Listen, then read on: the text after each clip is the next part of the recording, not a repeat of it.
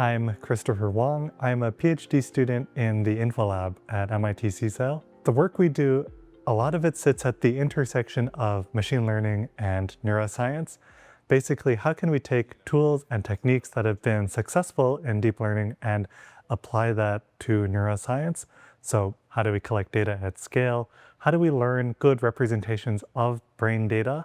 And then how do we do evaluation of models that do decoding over brain signal? When I joined the lab, there was someone doing very interesting work on looking at the brain and how language is processed in the human brain and how we can make comparisons between that and the way language is processed in machines. We collaborate with Boston Children's Hospital. We collect data from the epilepsy monitoring unit, and they have patients there who have surgically implanted electrodes, and all of this is for the purpose of, eventually treating their epilepsy.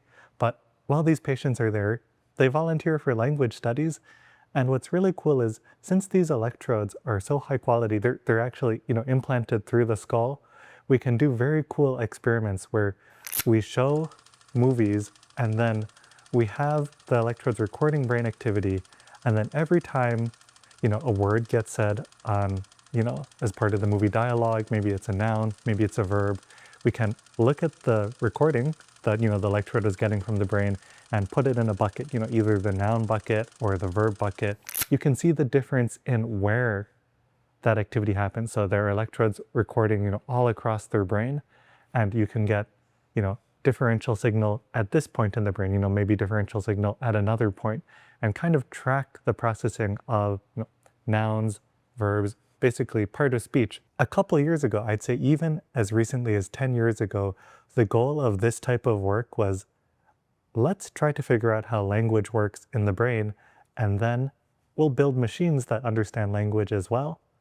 But today we've had a reversal. We have machines that handle language just fine, but we still don't know how language processing happens in the brain. Our goal is, okay, we have something that processes language well, that we have complete control over and complete measurability of. Let's use that to understand, go back and understand what the brain might be doing.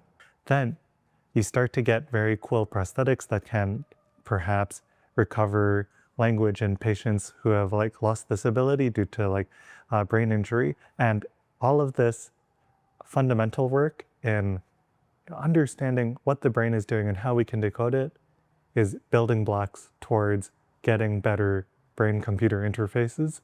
The fact that neuroscience and the thing you're studying, the brain, is a black box, it is very daunting, but in a way it's also very freeing, because it means that what you're looking for, you have kind of the rough shape of it in mind, but you have a lot of freedom in, determining how you're going to go look for that thing, how you're going to go identify that mechanism.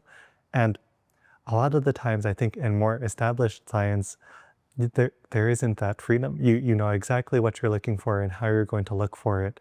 But for neuroscience, for applying machine learning to neuroscience, a lot of what you're looking for is, in this early stage, I would say up for interpretation, and building that interpretation is part of the science. And whatever we find is, what do we find? I think that's very neat.